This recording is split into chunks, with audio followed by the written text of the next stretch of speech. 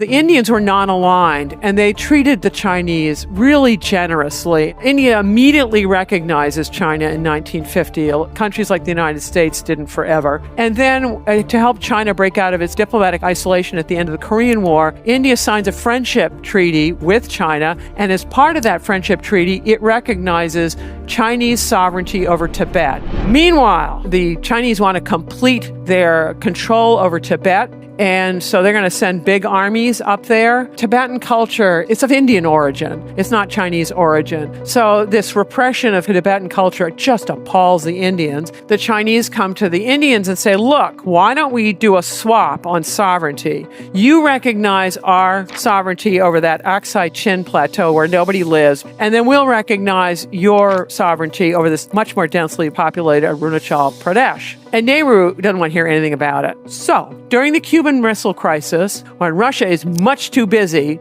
this is when China launches the 1960 Sino-Indian War, and China just plain takes the Aksai Chin Plateau. The Indians are appalled because they don't have any roads to be able to deploy up there, whereas the Chinese do. Their defeat is just total, and they can't believe the Chinese did this to them. Here's Nehru afterwards. There are not many instances in history where one country, that is India, has gone out of her way to be friendly and cooperative with the Chinese government and people, and then for the Chinese government to return evil for good, and even to go to the extent of committing aggression and invade our sacred land.